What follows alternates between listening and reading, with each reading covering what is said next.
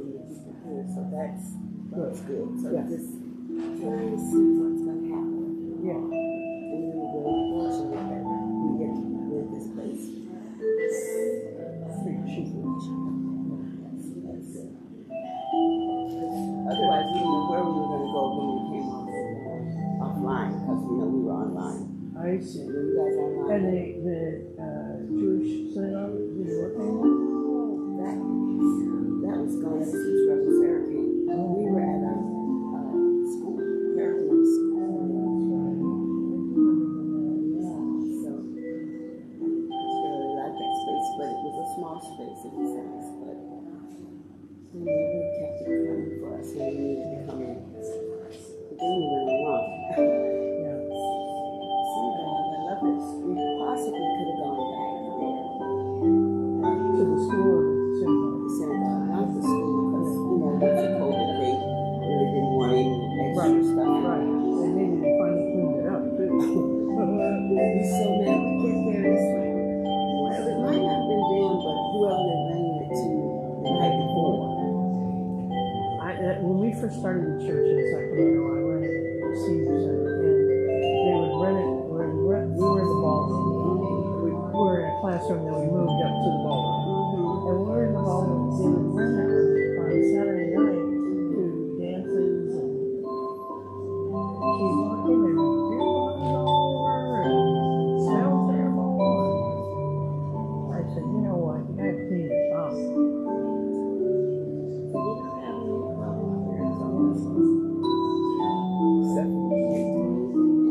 Yeah, that's it.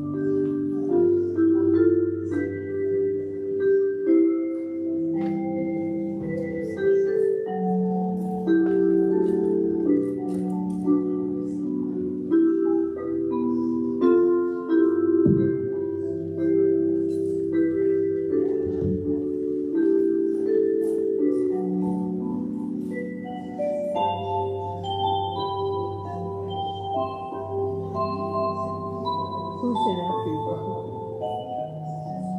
It's our church. I forgot the name very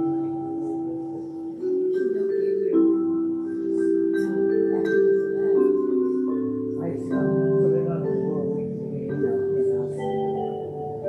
We're supposed to be out at 12:30. So sometimes 1 or 2 people come. We haven't seen people.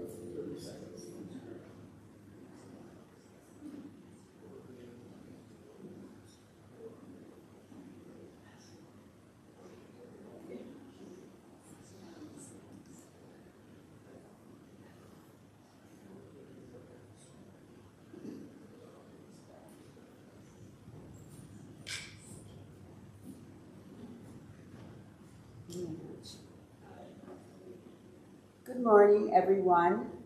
We're going to have Marty Myers give us some meditative music this morning. Is that correct, Marty? That's right. Thank you.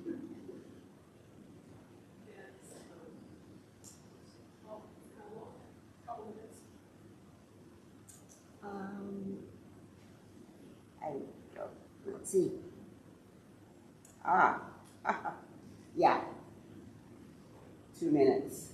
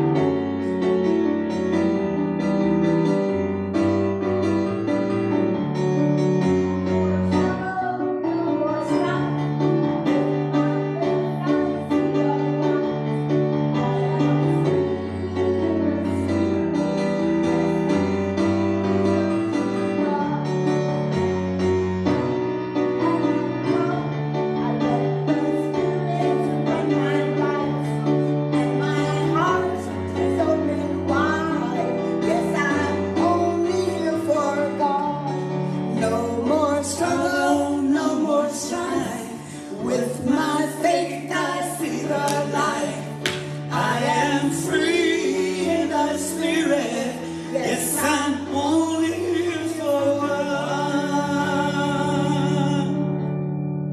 Good morning, everyone. Thank you for being here. I just want to thank Marty Meyer, who is our guest musician today and who is our longtime musician for many years. Billy is not here, so we have Marty. All right, so I'd like to extend a special welcome to any first-time visitors in the congregation today. Thank you for the gift of your presence, and we have a special gift for you. If you raise your hand, one of our ushers will come by and give that to you. All right, there's one there. Thank you. And guess what? I didn't introduce myself. I'm Bobby Bolden, a practitioner here at the Center for Spiritual Living, Yolo, and I am filling in for Reverend David Clark. So today is a Sunday of a lot of fill-ins, and it's going to be great, right? It's going to be really great. Now is also a good time for you to know where the restrooms are. The restrooms are to my left, up the ramp, and then you make a first right, and that's where we have a restroom. We also have restrooms downstairs in the fellowship hall.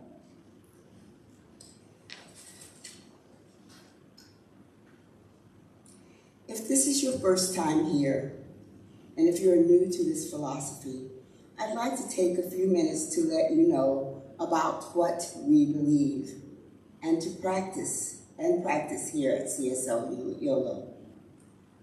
We believe that love is all there is, that love is the very essence of everything that exists, that love moves into and around you, around me, all animals, the sky, the sun, the moon, every thought that you may have. Love is moving through all of this.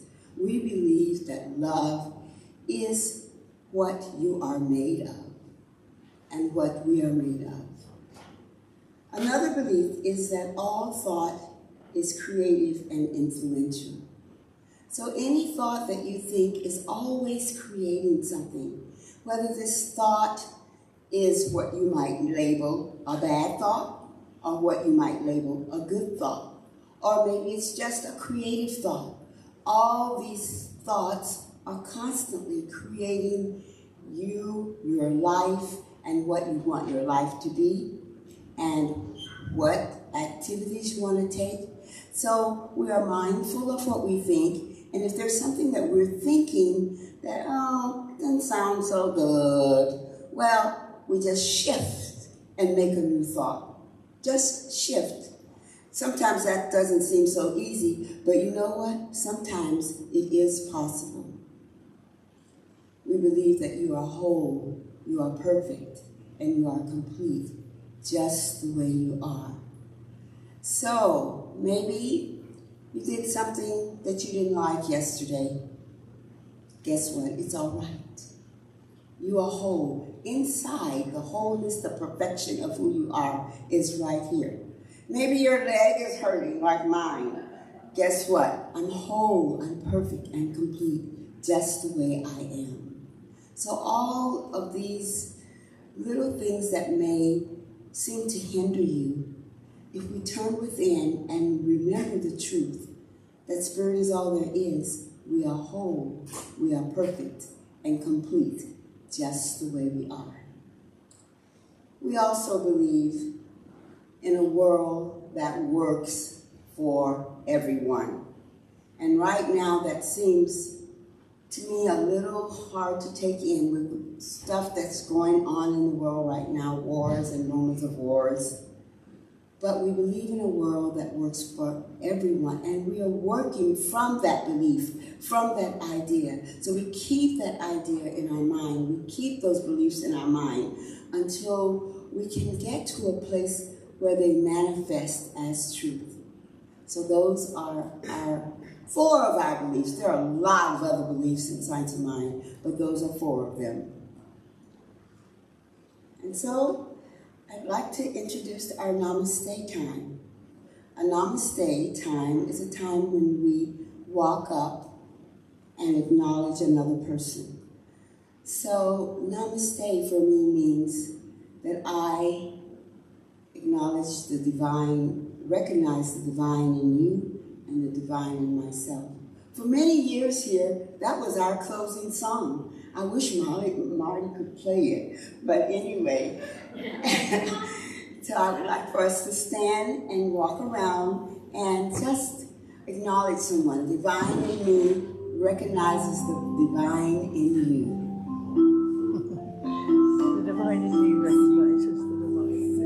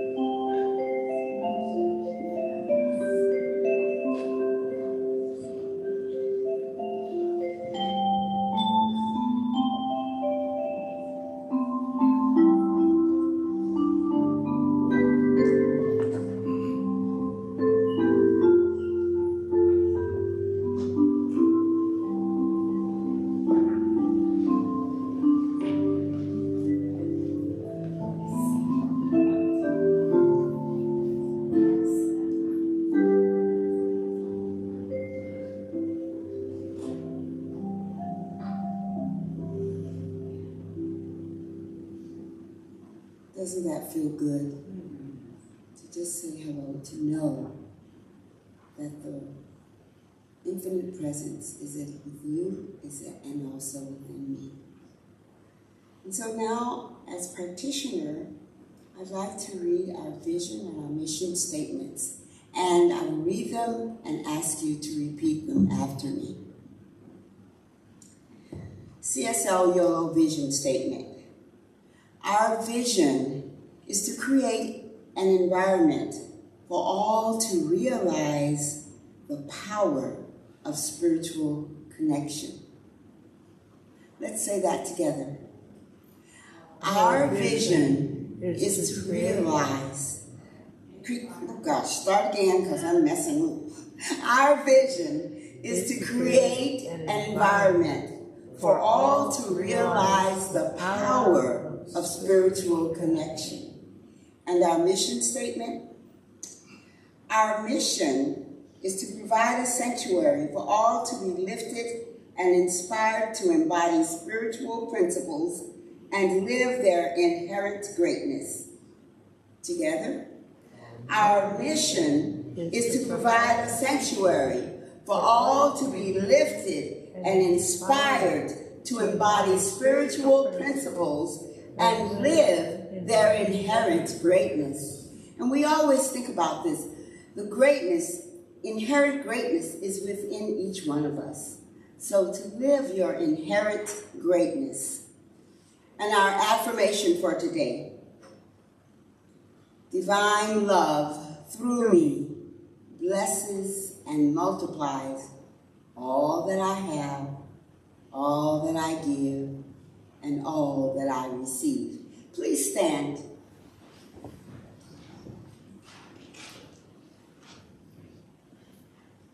Together. Divine love through me blesses and multiplies all that I have, all that I give, and all that I receive. Let's do it again and let's feel it. Divine love through me blesses and multiplies all that I have, all that I give, and all that I receive. And now we'll have announcements by our board president, Diane. No, I'm not ready. Oh my gosh. This is funny. We spent the whole day today together. Yes, 2 days ago. Our board president, Peggy Gravendahl. Come on down, Peggy. It's funny.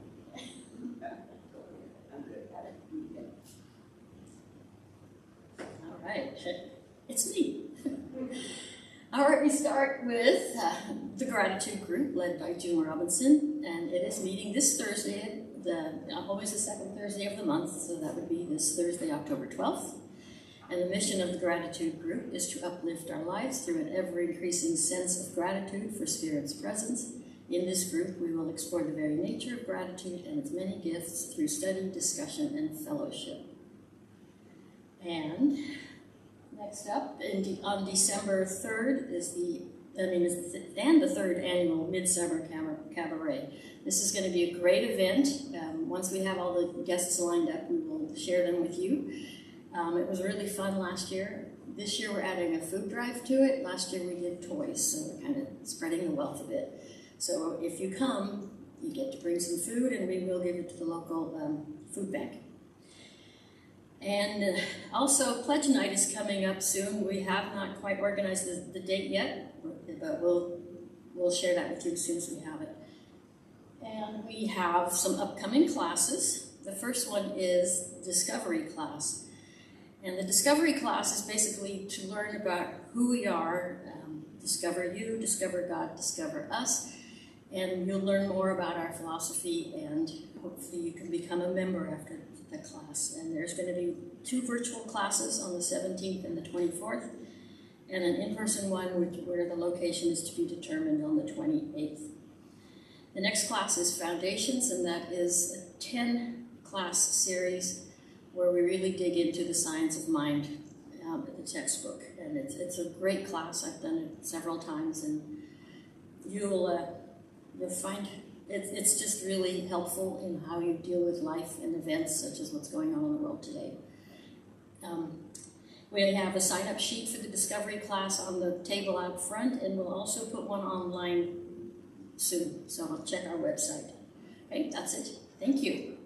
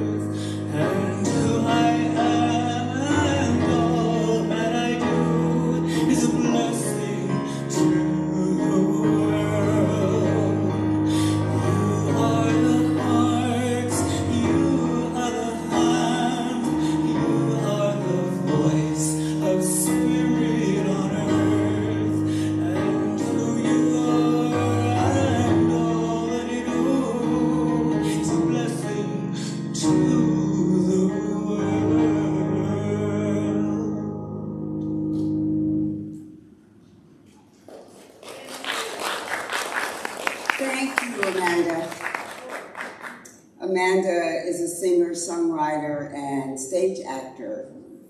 She has performed in many local spiritual centers, at life events, at memorials, and fundraisers for many years.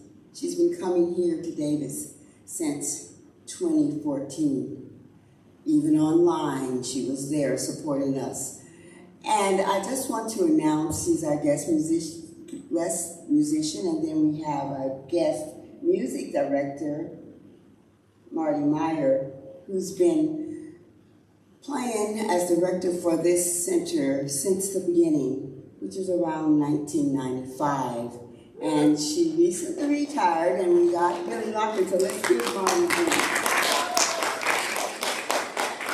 And I want to announce our guest speaker right now. Oh, I'm so excited. Okay. I'm going to read her official Bible first, and then I'm going to tell you what I know about her. Reverend Dr. Georgia Prescott recently retired as a founding senior minister from the Center for Spiritual Awareness in Sacramento. She was a founding member of the CSL Diversity Commission. This is the big thing, right? The whole thing. And was inducted into the Martin Luther King Board of Preachers at Morehouse College in Atlanta.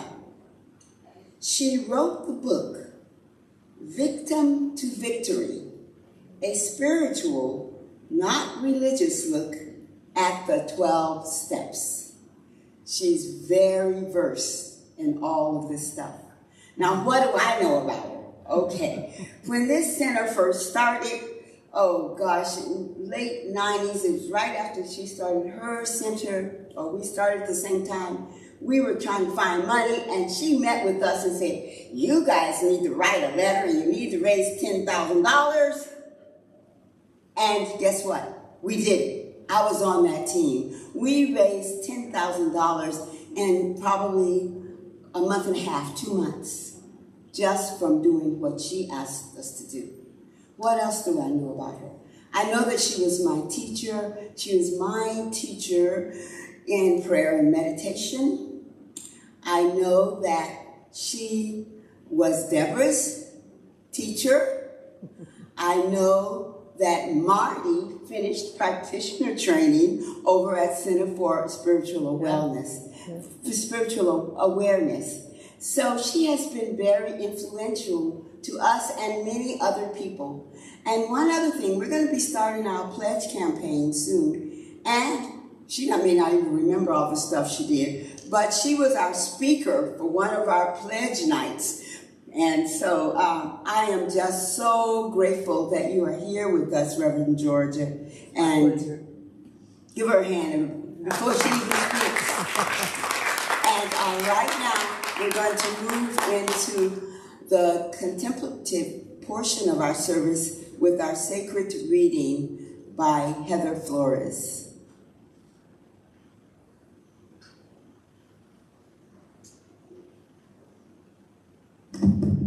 Good morning. We have 2 quotes today. The first is by Louise Hay. Love is the great miracle cure. Loving ourselves works miracles in our lives. And by Ernest Holmes, love is the most powerful healing force there is. Nothing goes deeper than love. It heals not only the body, not only the mind, but also the soul. Thank you.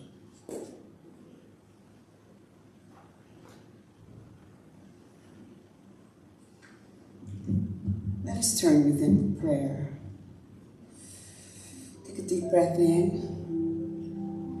I invite you to just raise your shoulders up to your ears, taking that breath in and dropping them down, breathing out. Again, breathing in, raising the shoulders up. Breathing out, dropping the shoulders. And one more time, breathing in, raising those shoulders up, dropping them down.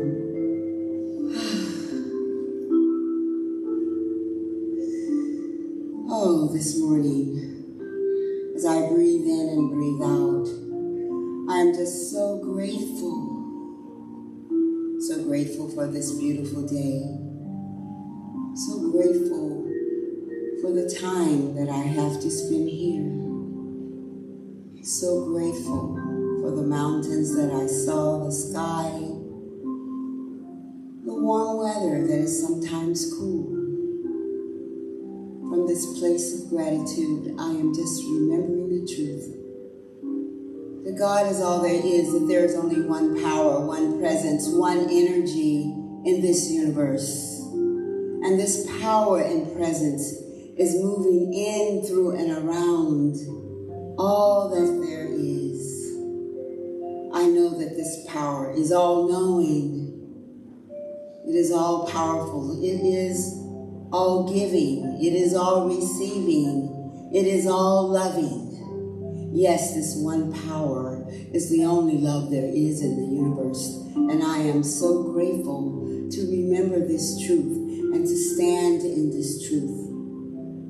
Yes, I am remembering that I am one with the presence, with this energy, that there is no separation, that this presence and energy is moving in, through, and around me, from the top of my head to the tips of my toes, vibrating in every fiber of my being. Yes, this one presence is who I am. It is moving through every organ, every cell, every atom of my being. We are one. There's no separation. And just as His presence is moving through me, I know that it is moving also through each person who is here today. It's moving through each person who is online.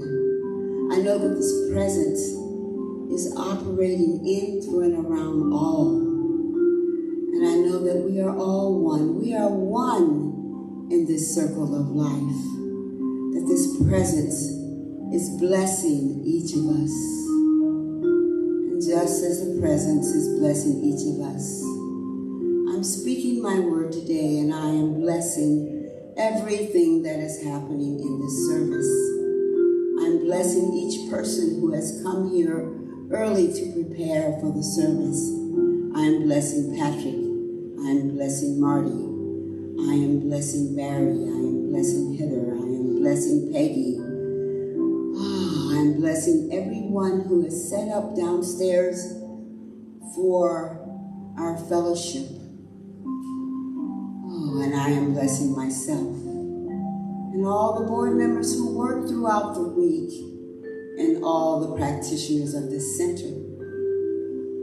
I'm also blessing Reverend David and Heather as they are away this week. And yes, I'm blessing Amanda Craig for sharing her beautiful voice, for sharing her talents, for sharing the love that she has of music with each of us. And I know that this love is falling on all of our ears.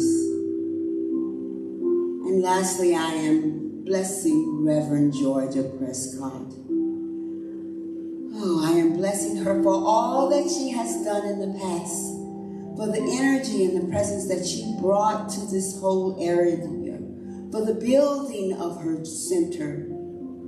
And I'm blessing her for teaching all the students that she taught over the years. Yes, she has been powerful in this community for CSL. And not only in this community, but in the whole CSL community. I'm blessing her for her talk today. I know that she is speaking with wisdom, with power, with certainty, with truth. She is allowing spirit to move through her like a flash of lightning. And I know that every word that she says will fall on our open ears, will fall on our open hearts, for she is a divine emanation of God. She is speaking the words of spirit. And with this, I just invite us all to close this service with the words, Ashe, Aho, Amen. Amen. And so it is.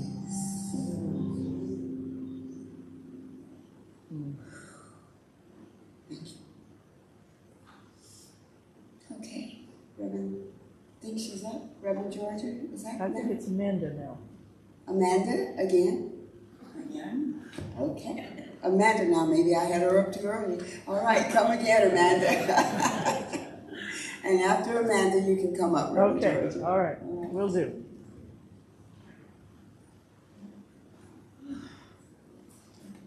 my lack of mobility over a year ago. I had a boogie board accident. A couple tsunami waves knocked me like a rag doll. Tore both meniscus on my left leg, on my left knee. So there's surgery that works. I just got over some very deep jet lag, which I'd never experienced before. My love of my life took me to Mykonos in Athens, Greece for my 63rd birthday, and I just flew in Thursday evening. Oh, sweet. So it's the first day I feel normal, and I'm so glad and happy to be here to sing for you, for all of you. It's great to see your faces and all of you on Zoom. Thank you for being there.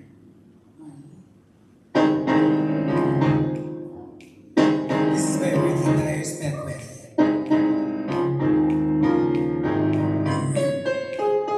I woke up this morning singing, God is so good.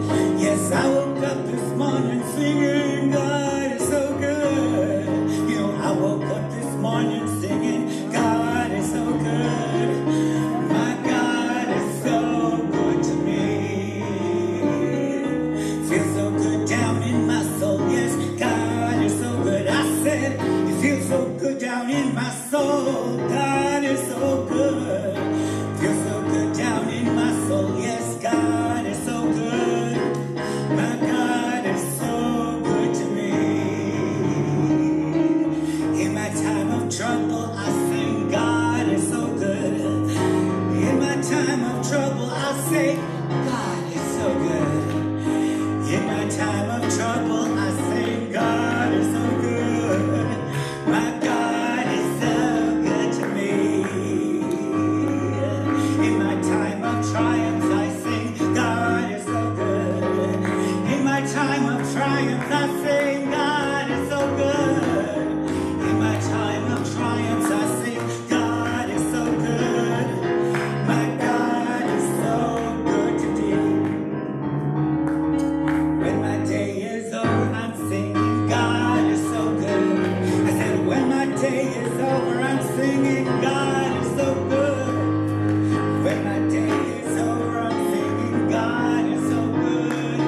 My God is so good to me. Every day and every way, God is so good. I said that every day and every way, God is so good. When I take the time to praise the Spirit, God is so good. God is so good to me. Yes, I woke up this morning singing, God is so good. I woke up this morning singing, God is so good. I woke up this morning singing, God is so good. My God is so good to me.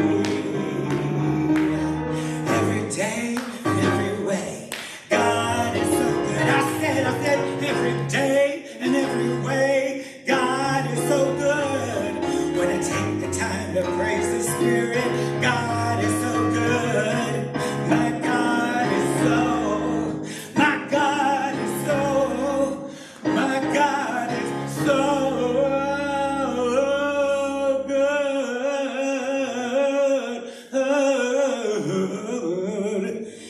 to me.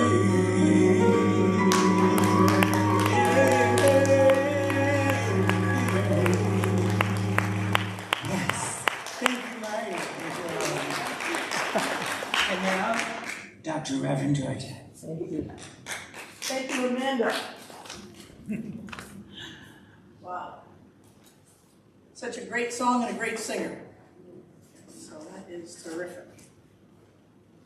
I have to get organized here. When you get to be my age, you need your notes a little farther away than what other people do, so we'll just put them right there. It's great to be here with all of you. I appreciate it. This is a community that's been close to my heart for many, many years, so it's great to finally have a Sunday free enough to come and share a message. The title of my talk today is Love Points the Way and the Law Makes It Possible. Love points the way, the law makes it possible. It's a phrase that was often written and uttered by our founder, Ernest Holmes. And unfortunately, as I think Ernest frequently did, he used the wrong word. what he really meant by love, because love has so many meanings to it, but what he really means in this phrase is desire points the way, the law makes it possible. Desire points the way, a form of love that we can't think of as selfish, but as you're going to see pretty soon, it's not selfish at all. Desire points the way, the law makes it possible. See, we teach here in Science of Mind that it's the Spirit's good pleasure to give us the keys to the kingdom. But you know what happens is oftentimes we don't know what the kingdom looks like for ourselves. We have this vague idea that we want good, but we need to be able to know what that good looks like to us and for us in order for us to co-create with Spirit and manifest that which we want.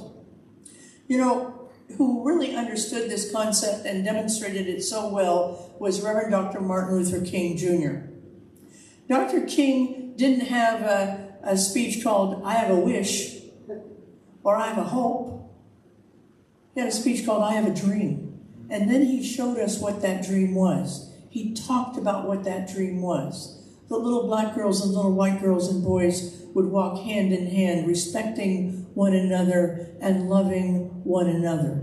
A world in which all people were looked at not in spite of the color of their skin, but in light of the color of their skin, and they saw beauty. And then he told us in that speech something that is the key. I went to the mountaintop. I went to the mountaintop and I looked over and I saw. And that's what you and I need to do. He's talking about our Christ consciousness. I never mind about what's going on right now. Never mind about what the Middle East looks like right now. Never mind what the House of Representatives looks like right now. Never mind any of that.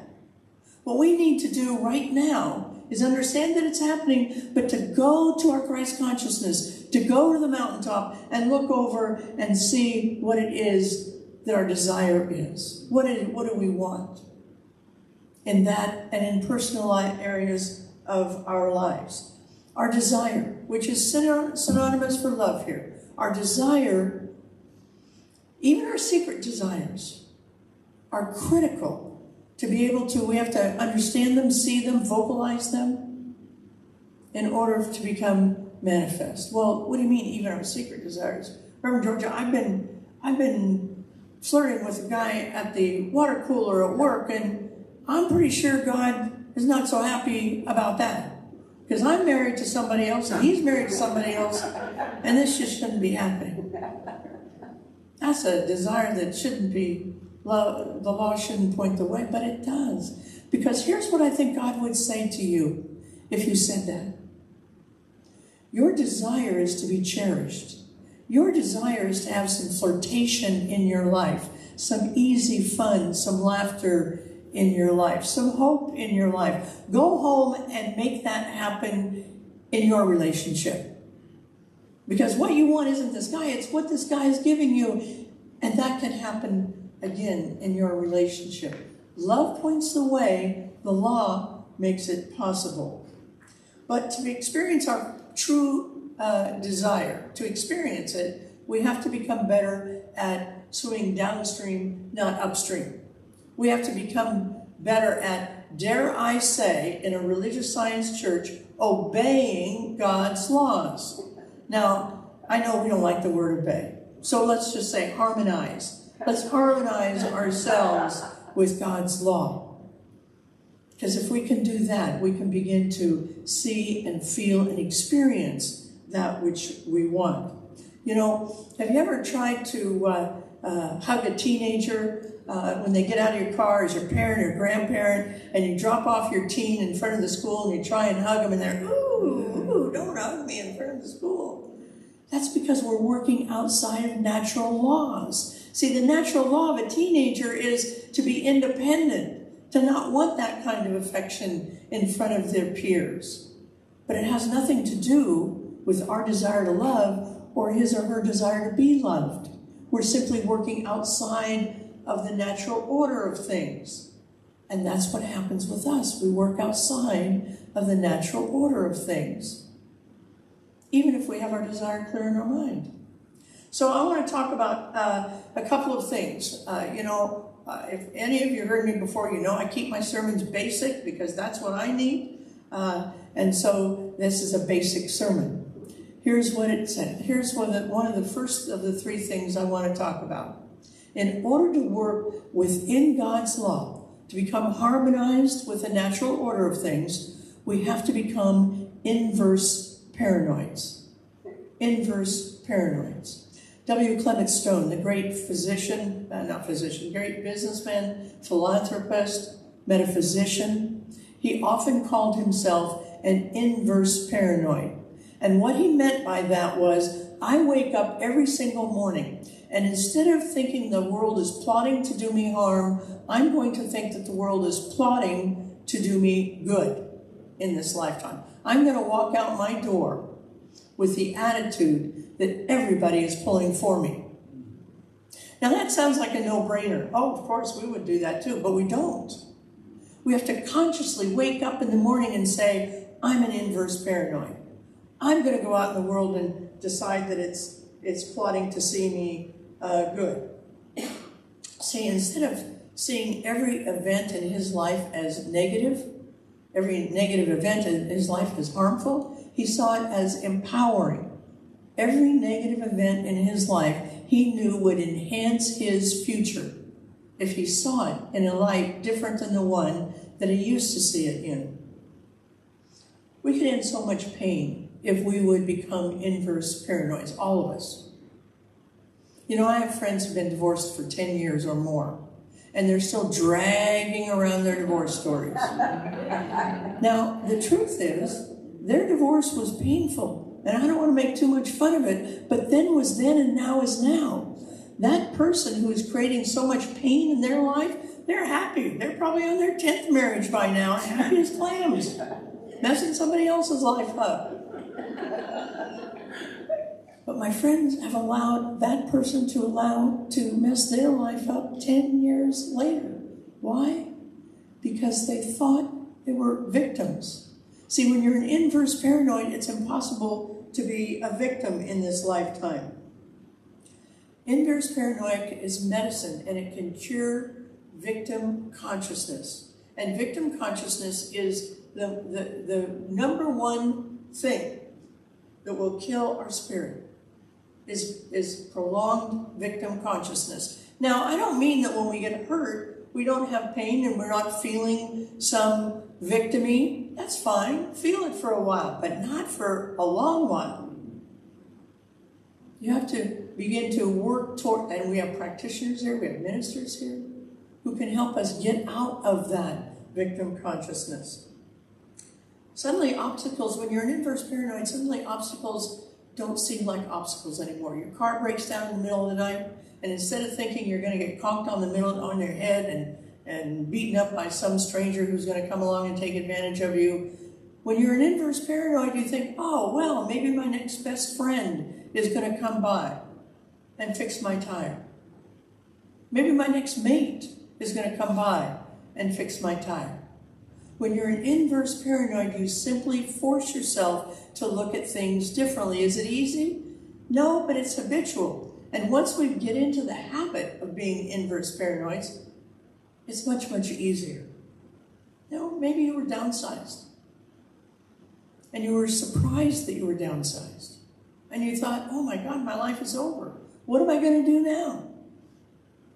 Well, maybe what you'll do now is find a job that is better, pays more money, has more pleasant people to work with, has a mission that more speaks to your heart. When you're an inverse paranoid, you begin to invite that into your life. Maybe you got dumped. Oh, I never thought he'd leave me. Well, he did. Not only did he leave you, but the next person might actually have a job and go to work every day. Have a car that works. Pleasant personality. You just don't know. But if you're an inverse paranoid, you begin to invite it. If you approach that good is not an accident, that everyone and everything in your life is there for a reason, and that reason is to enhance your life, you'll know a new peace that you've never known before. So I encourage everybody to wake up tomorrow morning and just say the words out loud. I'm an inverse paranoid today. And then begin to evaluate what your day is like, to see what it is like. The second awareness to help us swim downstream is to understand how frequently or infrequently we live outside of our comfort zone. See, think of your comfort zone as a prison, largely created by you, filled with the I can'ts, the have-nots, I shouldn't, I tried this before and it didn't work. All those things are within your comfort zone. The comfort zone will keep you stuck from moving forward. Now, if you've been into a religious science church for a while, you've probably heard the story of the fleas. There's a group of scientists, probably over there at UC Davis, standing around a long table, and in the middle of the table is a little jar, and on the jar there are some fleas. And they have their lab coats on and their notebooks, and they're taking notes about they're looking at the fleas. And the fleas are jumping up and hitting their little flea heads on the top of the lid and fall back down. Jump up, hit their little flea heads, fall back down. Jump up, hit their little flea heads, fall back down. After about 45 minutes of this, and a number of notes, they unscrew the lid, and the little fleas will only jump to where the lid used to be and fall back down. Now, they could jump out and be free, but they jump up to where the lid used to be and fall back down. There are areas in each one of our lives here this morning in which we are behaving like the fleas. We are jumping up and we are falling back down because we want to be in our comfort zone. That's what we know. In order to be able to have a full life, a life that God intended for us to have, we're going to have to learn how to take risk. Your comfort zone works the same way as the thermostat in your house works. You set the range of air that you want in your house. You set the heating range, you set the air conditioning range, and then you set the temperature to do that, the thermostat, to stay within that range. When the air gets above or below that range on either side, the air will kick on. Then it will either heat you or it will cool you down because you have set that range. Well, we have a psychological thermostat as well, and it regulates us by performance instead of by electrical signal, so that we use discomfort as the signal to keep us within our comfort range. When you begin to feel discomfort, you will back up and put yourself back in that range that feels comfortable. See, Jack Canfield, a great businessman, said that his dad was a cash register sales supervisor. And he had a salesman that was a $30,000 a month salesman. And that guy every month would bring in $30,000. And if he made $30,000 worth of sales in the first 2 weeks, he stopped. And he played golf, he went fishing, he fooled around, he did whatever he wanted to do for the rest of the 2 weeks. If, however, it got to be week 3 and he had not made the $3,000, he worked night and day until he made that $3,000 for the month. That was his comfort zone. He was not comfortable making, could have made $60,000 perhaps. His comfort zone was $30,000. Many of you have heard that lottery winners, 80% of all lottery winners go bankrupt within 5 years. Why? Because they're out of their comfort zone. They haven't learned how to move out of it with the natural laws that are available to us. Some of you may have gone into, I don't know if any of you have, but I've gone into a shop where I didn't feel comfortable. One day, I'm a person who goes to Supercuts and sits down and I get a $13 haircut for senior citizens, and that's fine with me. Well, one day, a woman in my church, I guess, didn't like my haircut, so she said, you know, I want you to go to my beauty shop, and here's a gift certificate. Well, I looked at the gift certificate, it was $100. I thought, who spends $100 on a haircut? But I thought, you know, I'm going to check this out. Well, that was a mistake. I went in, and I should have seen the writing on the wall when I saw the word salon or spa. And I thought, oh, okay. So I go in, and they want me to undress, and they give me this nice robe. They give me a glass of wine. I haven't had a drink in 49 years. I almost had the drink. Why? Because I was out of my comfort zone. It was a total terrible experience. My hair looked good, but I was psychically damaged for months with that experience, only because I was out of my comfort zone. See, I didn't feel like I belonged there, but of course I belonged there. I'm a child of God. Everybody belongs everywhere, because that's who we are. To even think about getting out of our comfort zone, though, we have to feel the fear and do it anyway. Bob Proctor, the great metaphysician, once said, we come this way but once. We can either tiptoe through life, hoping we don't get bruised, or we can live full out. And our job is to live full out. That's why we came here. And we will get bruised. We have to live full out anyway. And finally, cooperating with God's operating system means this. We have to watch our mouths. We have to watch, you remember your mother said that, watch your mouth? We have to begin to do that. And we spend a lot of time in metaphysics. We spend a lot of time in our classes, especially in foundations. I hope if you haven't taken foundations and it's coming up, please take it. Because it will help you learn how to watch your mouth.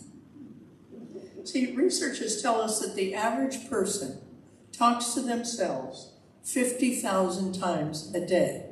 Now, you don't do that out loud necessarily, but internally, you are giving yourself messages 50,000 times a day. And 80% of those messages are negative messages. And we can begin to look at our own life and our own day and see how many negative messages we give to ourselves. Sometimes verbally, sometimes not. I play a lot of golf. And I tell you, I am talking terrible to myself for 18 holes.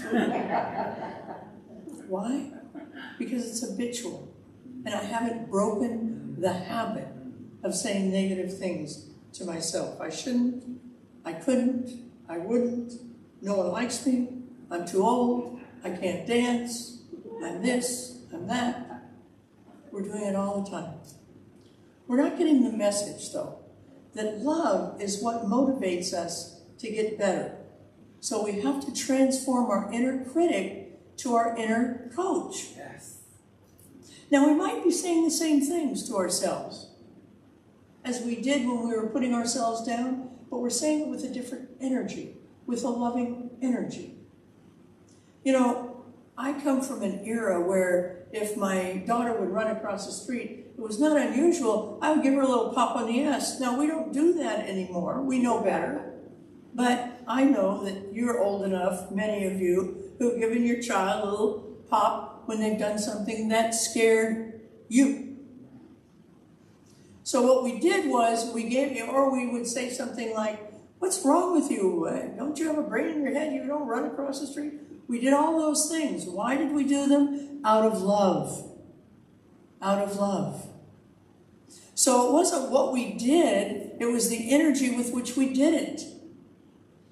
So when we begin to learn to understand that love is what motivates us to get better, and to do that, we have to understand that self-criticism and self-judgment is motivated by love. And if we could get that it's motivated by love, we would change the energy of the interaction. It's part of us that is trying to get the other part of us to do something for our own good. We just go about it the wrong way. Truthfully, motivated by love, but the message is not delivered. And that's what happens when we put ourselves down. So, as I close this out, here's what I want to say. All of the ills of this world and of our personal life, of that fuss you're having with a family member, of that disappointment you're having at work, wherever you are, all of the ills could be solved, either societally or individually, can be solved by understanding this one thing. Love points the way, and the law makes it possible. So let's take this message into prayer. Knowing that there is one power by so many names, Allah, Elohim, Sacred Grandmother Tree, Great One, Love. That one that is we call God is everywhere all the time, helping us, reminding us, giving us clues. We simply have to sharpen our awareness, our receiver. I give thanks. I give thanks to the Great One for always saying yes. You want peace in the Middle East? Yes. You want this country to be less fractured? Yes. You want an end to racism? Yes. You want an end to homophobia and transphobia? Yes. All of those things are possible within our heart. And when they get in our heart, they get in our mind. And when they get in our mind, we're able to help other people. I give thanks for that. I release this word into the law together this day. And so it is. All right. Thank you.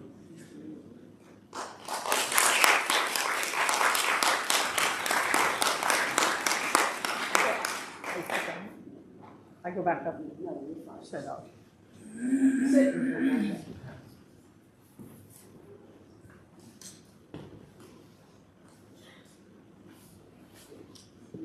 Do you have another one for us, Amanda? I surely Oh, good. do. I think I brought you up too many times. Find his words.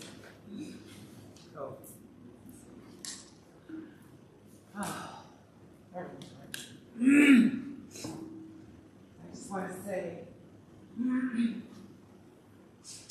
well, every time I've ever heard you speak, as many times years ago, it's always like you're speaking directly at me. Always. And I always get something out of it. Good. And I want to thank you for that beautiful gift and for that power that you have.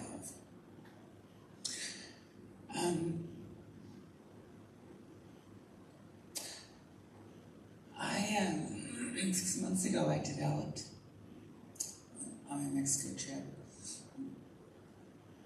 After this happened, my last knee happened, I started getting sore throat, very bad throat pain, and hurt to swallow. And I was misdiagnosed with GERD, saying it's esophagus acids coming up to my throat, and that's what's causing. So I was putting a bland diet, sleeping, sitting up, which I'm still doing, because habit made me sleep that way. It's better for wrinkles too. So I'm 63, so I think it's still a little better for 63. But I finally went to specialists that stuck this horrendous thing down my throat, my nose, doubled in my throat, and found a vocal cord polyp on my right side. And a lot of singers get this when they have not studied voice, or when they've misused their voice, or have sung too much or incorrectly. So I'm also waiting for surgery for my insurance to improve it. So I'm singing with a right vocal cord polyp, but I'm singing in spirit and God for all of you, because nothing brings me more joy than singing. And thank you for having me.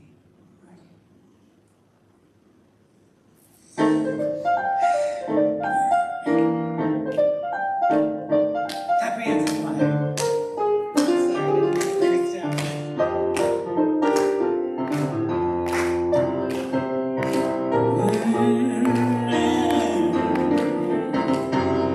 Running around, fixing this and that, giving up to God and taking it all back. Just release and let it go. You don't even have to think about it no more. Get out of the way. Get out of the way. Get out of the way and let God do her thing. Looks like the weight of the world's on your back. Just take a deep breath and cut yourself some slack. All that drama ain't good for you. You couldn't change the world if you wanted to. Get out of the way. Get out of the way. Get out of the way and let God do her thing. Money, play it, girl. Come on now. Ooh, so sweet.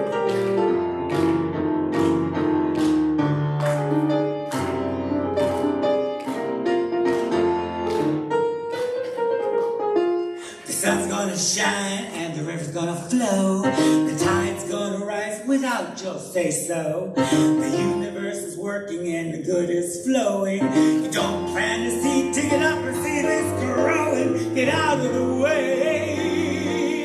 Get out of the way. Get out of the way and let God do her thing. Running around, fixing this and that, giving it up to God and taking it all back. Just release and let it go. You don't even have to think about it no more. Get out of the way. Get out of the way. Get out of the way and let God do her thing. Looks like the weight of the world's on your path. Just take a deep breath and cut yourself some slack. All that drama ain't good for you. You couldn't change what is if you wanted to.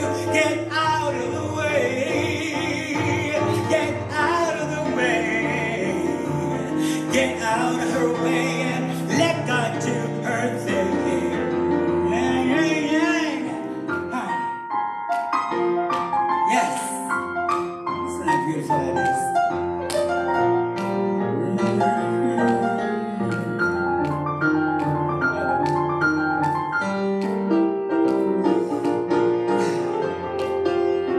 You know what? The sun's gonna shine and the river's gonna flow. The tide's gonna rise without your say-so. The universe is working and the good is flowing. You don't plant a seed, dig it up to see if it's growing. Get out of the way. Get out of the way. Get out of her way and let God do her thing. I said get out of the way. Get out of the way. Get out of the way and let God do the thing. I said get out of the way. Get out of the way. Get out of the way and let God do her thing. Yeah. Thank you, Marty. Let's give it up for Marty Meyer. Everybody. Thank you so much. Thank you, Amanda. Wow. Thank you. Beautiful, beautiful. And thank you, Reverend Georgia. Wow. Basic message, right? I love it. Okay, so we are a center that believes in, wow, this is low, but that's okay. The practice of giving or tithing. We call it a conscious, committed, structured giving. There are many ways to give and many ways to expand abundance consciousness. We give of our time through volunteering. We give of our talents through participation. And we give of our treasure through financial donations. Your gifts helped us to our mission to provide a sanctuary for all to be lifted and inspired to embody spiritual principles and live their inherent greatness. Every quarter, we share a portion of our tithe with different local organizations. And this quarter, we are sharing with Meals on Wheels. Is that correct? Yes. So Meals on Wheels, and a vision is an America in which all seniors have nourished lives with independence and dignity. And their mission is to empower local community programs to improve the health and quality of life of the seniors that they serve so that no one is left hungry or isolated. Now, Meals on Wheels, my mother was living a few years ago, and during those last years, Meals on Wheels came to her and brought her meals every day for about a year and a half. And at first I was like, I don't know if I want that. She's not gonna like that. She's such a good Southern cooker. Yeah. They brought the meal in every day. She said, oh, this was delicious. So she really enjoyed Meals on Wheels. I enjoyed Meals on Wheels because it meant something I didn't have to do because I was taking care of her. So so I'm really happy that we're going to be tithing to them. And I think next week someone from Meals on Wheels is going to come and speak to us. All right. There are many ways that we can send your financial donations, and you can text to give, and that number is 530-322-8441, or you can send it through PayPal at info.csldavis@gmail.com, or you can send a regular old check or a money order to CSL Davis, P.O. Box 1361, Davis, California, 95617. And of course, if you're here today, you can give the regular old way through our tithing plates. Okay. So now that you know how to give and why we give, let us all enter that sacred consciousness of divine abundance.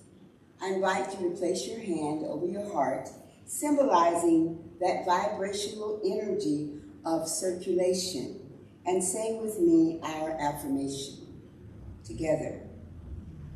I give with an attitude of abundance, knowing that as I give, I do receive. Today I celebrate my prosperity and my ability to share from my overflow of good. I give from the knowledge that all is well. And our ushers will now come. God is my source. God is my power. God gives me everything I need. God is my source. God is my power. God gives me everything I need. So I give thanks for all my blessings. God gives me everything I need. God is my source. God is my power. God gives me everything I need. So I give thanks for all my blessings.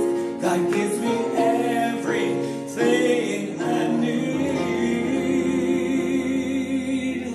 All right, let's hold out our holy hands and bless this offertory. We bless and release these gifts to do their work of proclaiming the good news that all is well. As we have freely given according to the law of circulation, it returns to us, full measure, pressed down, shaken together, and running over. So we will have more to enjoy and to spare, to give and to share. For this we give thanks. We let it be so. And so it is. All right. Well, we are expecting children in here any minute. They're going to come in. We want to let the children know who are here, and the child who's in our hearts. Do we remember when we were children? We want to keep that energy going of childishness. Sometimes people might not want you to do that. And we invite children here. So we want them to know that, and they are on their way. And so we say to them, we love you. We love you. We are here for you. We're here for you. And we are glad you're here. And we're glad you're here.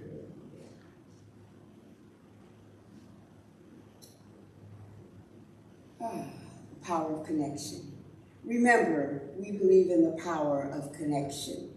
That means that we believe that we are all connected to each other, to God, and that connection has power. that power is shared through prayer. If you would like the gift of prayer today, please let one of our practitioners, who's me, and Reverend Georgia, you're here. We might call on you. No. We would love to share the gift of prayer with you today. And we have a little prayer corner over there. I'll be there for sure after service if anyone needs a prayer. Also, we want to let you know that we're going to gather downstairs in the fellowship hall right after service for some refreshments. So please join us after our closing hymn and benediction. So can we all form a circle and we will sing our closing hymn. Can I help you? Yes.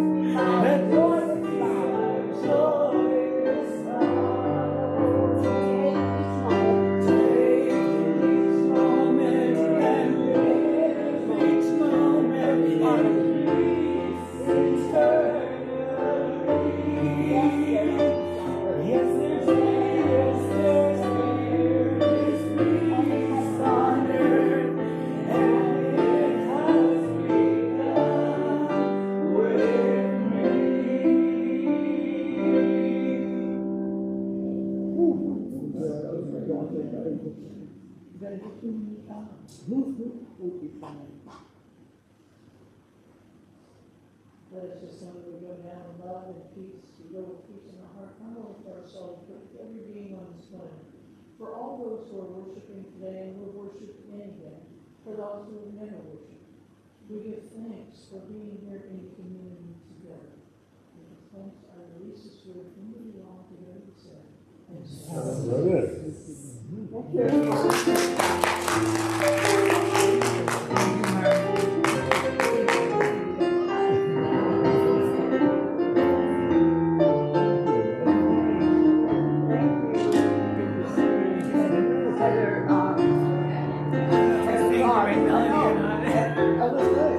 Yeah, it was great. Great. I have no voice either. I couldn't even sing the melody. I was like,